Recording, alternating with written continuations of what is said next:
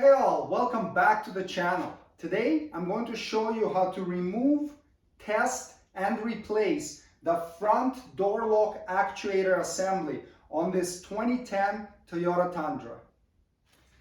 Remove this bezel inside the inner door handle using a trim tool, and I'll put the links in the video description for some of the tools that you may find helpful in performing this job. So pop it out from this side right here like that, and then you can take this cover or bezel out. Take out the number 2 Phillips head screw.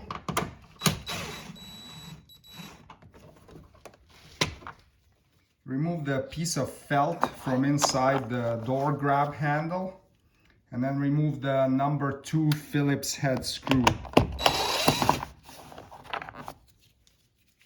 Press on the center of this little clip right here, and then you can take the clip out. Remove this master window switch by pulling it straight up, and then you can tilt it back, and you've got a big connector right here you need to disconnect. This is the regular cab model. The Crew Max or double cab may look slightly different, but essentially you need to depress the little tab here. And this one, you slide this back, and then you can slide the connector out of there. Pop the courtesy door light out, and then disconnect the connector. Remove this piece of trim right here. So oftentimes this little clip stays in the body. You can squeeze it with your 2 fingernails and pull it out like this. And then you can reinstall it back onto this trim until it clicks. Now you can hold the door from closing with your knee and then pull on the door cover, the door panel, and pop it off like this. Now you can lift it off and disconnect the cables inside. You've got the white cable on top and green one on the bottom. Grab it right here and just slide it up, and then take the little ball out of its socket like that, and then the same with the green one. Lift it up and slide the little ball out. And now you can take this door panel off the vehicle.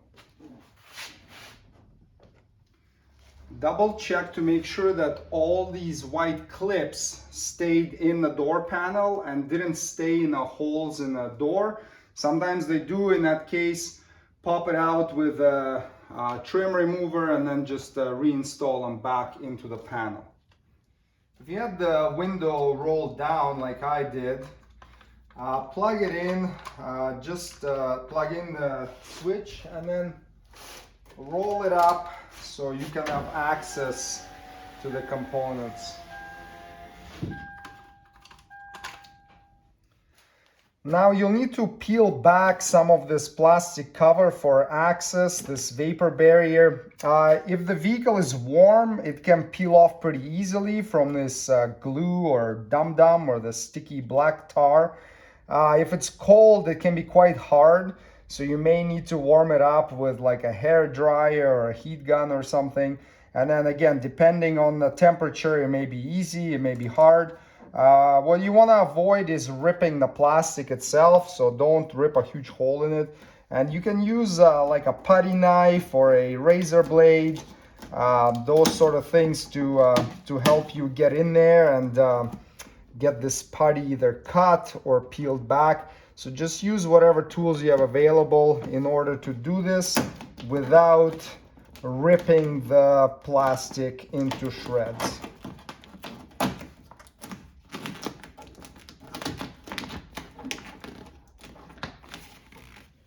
Unplug the door lock actuator. There's the tab on this side, so squeeze it and pull the connector out. Remove these two 10mm head bolts that hold the window guide in. Then we'll be able to move the window guide, and it will give us more room to work in there. And now you can get this thing out of the way. Use a trim tool to remove this cover or plug. There's a T30 Torx head bolt inside that we gotta unscrew. Now it won't come out completely, it's kind of a captive bolt, but we need to unscrew it or unbolt it all the way until it can't unbolt anymore.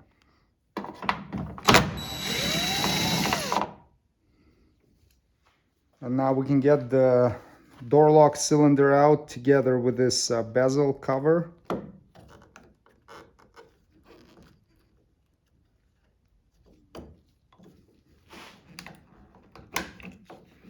And there we go.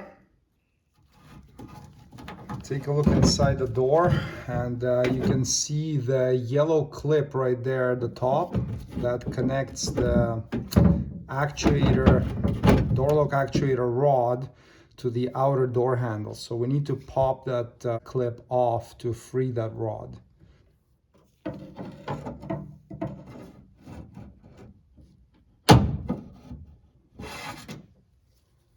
Now we gotta pop that rod out of there.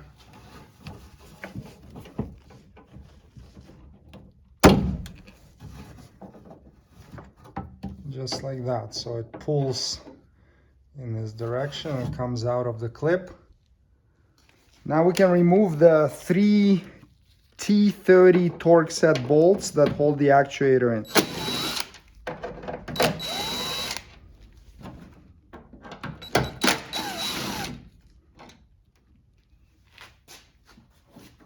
And the actuator can come out. And get the cables out of here. And here it is. Now we can do some testing on this door lock actuator, and we'll just use a 12-volt battery. You can use the one from your vehicle without removing it, some retractable wire test leads, and a basic multimeter. Take a look at the actuator connector. You can see the pins inside there. So the top row is the pins 1 and 4, 2 and 3 are missing. And on the bottom row are the pins 7, 8, 9, and 10. Pins 5 and 6 are missing there as well. And then on this piece of paper, I'm showing what are our expected outcomes based on our actions. So for example, if we give battery positive to pin 4 and battery negative to pin 1, this actuator should lock. And then when it's in a locked position between pins 7 and 8, when we measure the resistance, it should be an open circuit or above 10 kilo ohms. So let's get to testing this thing. Right now the actuator is unlocked because the door was unlocked when I pulled it out of the vehicle. So let's check between pins 7 and 8, which are the two center pins in the bottom row. And we should have less than 1 ohm resistance between those two pins right now. And there we go, 0.1, perfect. Now let's apply battery positive to pin 4 and battery negative to pin 1, and the actuator should lock.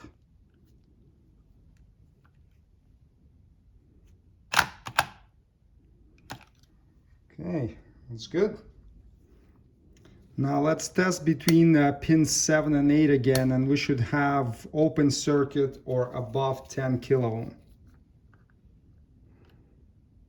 Perfect, so we have above 10 kilo ohm there. Okay, that's working. And now we can apply battery negative to pin 4 and positive to pin 1, and then this will unlock the actuator again. Excellent. Retest to confirm between pins 7 and 8. All right, perfect. So far everything's looking good. Now this next test will only apply to the driver's side front actuator because it has the key cylinder or door lock cylinder, so we can test the switch for it. So let's check between the pins. Right now the door lock cylinder is unlocked, and between pins 10 and 7 we should see below 1 ohm. So that's perfect. And then between pins 9 and 7 we should see open circuit. Okay, so that's good. And now we can flip this thing over, and there is your little door lock cylinder hole.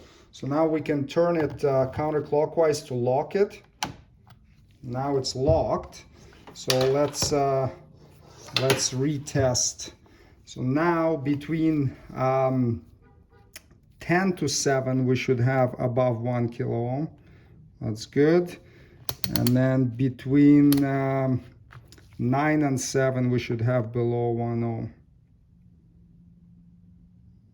Excellent.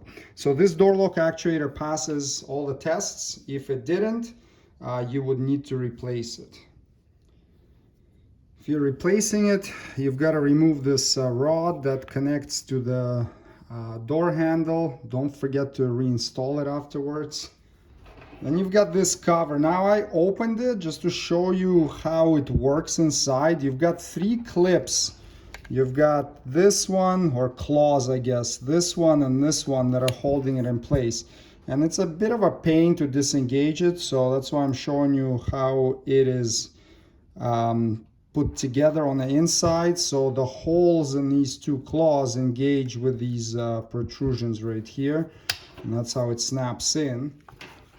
Now to remove it, this one is pretty easy. You can get it like this. Then this one I get from the inside, and then that one can be disengaged like this, and then it opens up, and now you can get this cable out of here. And this yellow cable just comes out and disengage the little ball on the end. Reassembly is just the reverse of the removal procedure. Make sure that the little ball is in place. Clip this in. This thing hooks inside the hole there. Clips in like that. And then the cover goes over the top. And then lastly you have this rod, and now it's ready to be reinstalled. Get the cables through the vapor barrier, and then reinstall the actuator, line up the holes, and install the 3 bolts that were holding it in place. Tighten them to 41 inch-pounds. Reinstall the rod from the actuator back into the door handle up top there, and then push it in like that, and then bend this little clip down and clip it in. Confirm that when you pull the door handle, the rod moves and presses down on the actuator lever inside. Plug the connector back in until it clicks. Now grab your window channel. It can slide up and down, so you may need to slide it a bit to line the bolt holes up, and then reinstall the 2 10mm head bolts that we previously removed, and just make sure that the rubber that the window slides in did not pop out of the metal channel guide. Tighten to 72 inch-pounds or 6 foot-pounds.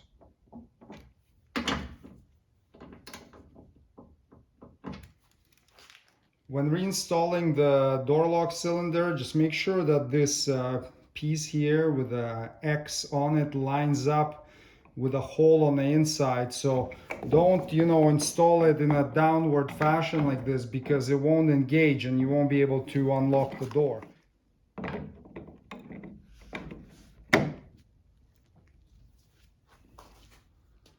Retighten the T30 Torx bolt. Tighten to 35 inch-pounds.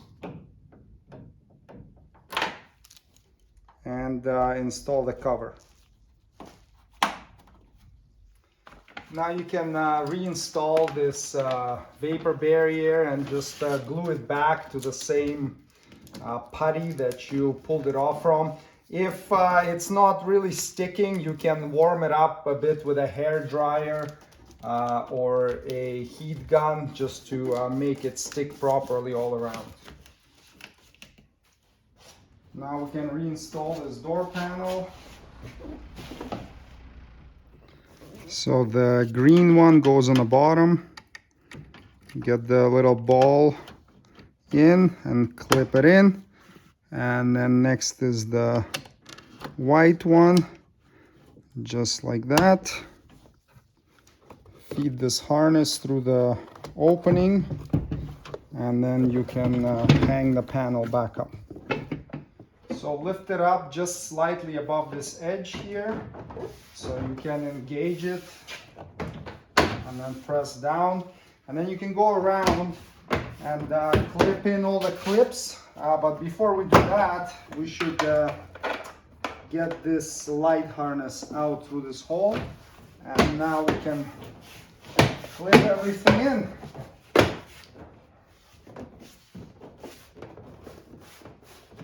There we go. Plug the light back in and then reinstall it like this. Take this little clip and push it back out like that before you reinstall it, and then get it into the hole and press it until it's flush. Line up the 3 clips, clip it in, reinstall the screw that goes inside this door handle here. Do not tighten it with an impact gun. Use a screwdriver by hand so you don't damage the grommet. Same with the one that goes inside this grab handle. Tighten by hand. Reinstall the little felt insert in there. Reinstall this cover.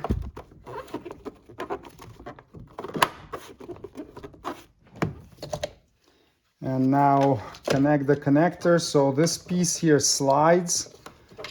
You want to get the connector in all the way and then slide this in until it clips, and then clip this whole bezel down, and there you go. The job is completed. Thanks for watching. Subscribe if you'd like to see more Toyota Tundra maintenance and repair videos. See you next time. Cheers.